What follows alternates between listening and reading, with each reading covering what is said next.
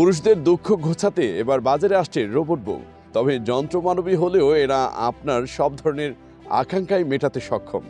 রোবটগুলো দেখতে যেমন লাস্যময়ী, তাদের শারীরিক গঠন যেন তার চাইতে মোহনীয়। আর এদের সাথে ঘর বাঁধতে বিয়ে করার প্রয়োজনও পড়ে না। ফলে ব্যক্তিগত সময় কাটাতেই অনেকে এখন এসব রেডিমেড বউদের দিকে ঝুঁকছেন। বউ নেই বলে কাউকে আর একাকিত্বের মধ্য দিয়ে দিন পার করতে হচ্ছে না। প্রশ্ন হচ্ছে, এই রোবট বউ কিনতে ঠিক কত টাকা খরচ করতে হবে? মূলত বিয়ে করার সময় অনেকেই মনের মতো নারী খুঁজে পান না। অনেক জায়গায় আবার রয়েছে পাত্রীর অভাব। এই দুশ্চিন্তায় হতাশার দিকে ঢেলে নিয়ে যায়।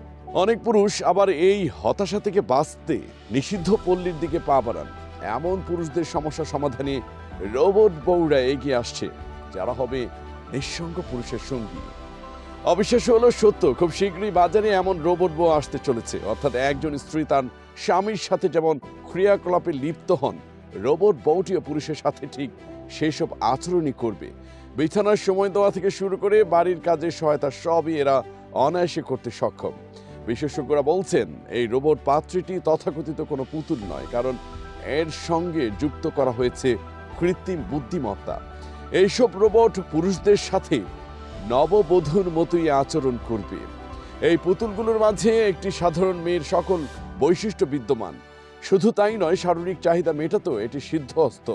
এই রোবট বউ এমনভাবে তৈরি করা হয়েছে যে এটি পুরোপুরিভাবে একজন নারীর অনুভূতি দেবে।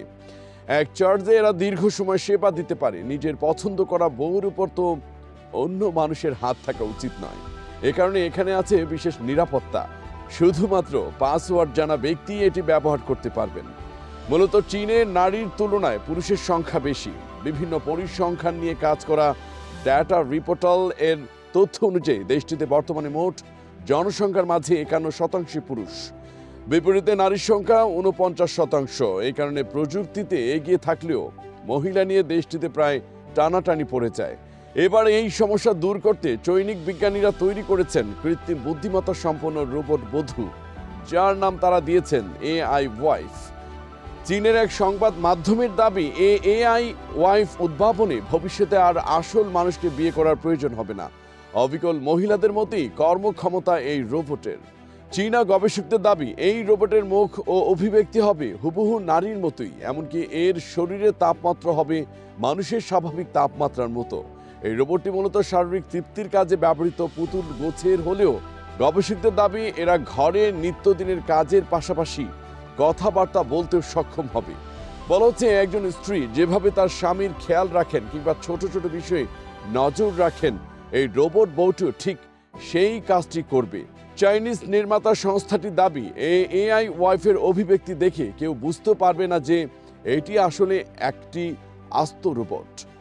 এদের কথাবার্তা, চালচলন এবং ত্বক হুবহু মানুষের মতোই হবে। মুখ, নাক, কান কিংবা ঠোঁট সব কিছুতেই নাকি রয়েছে মানুষের ছাপ। সেই সাথে এদের সাথে ঘরের কাজে সাহায্য পাওয়া হলো বাড়তি আরেক সুবিধা। বাড়িতে অতিথি এলে রোবট বউরা তাদের আপ্যায়ন করতে পারবে। সেই সাথে বাড়িঘর পরিষ্কার, রান্না বান্না কিংবা কাপড় ধোয়ার মতো কাজ তারা অনায়াসই করতে পারবে। মোট কথা, একজন স্বামীর সব ধরনের চাহিদা পূরণ করতে তারা পারদর্শী।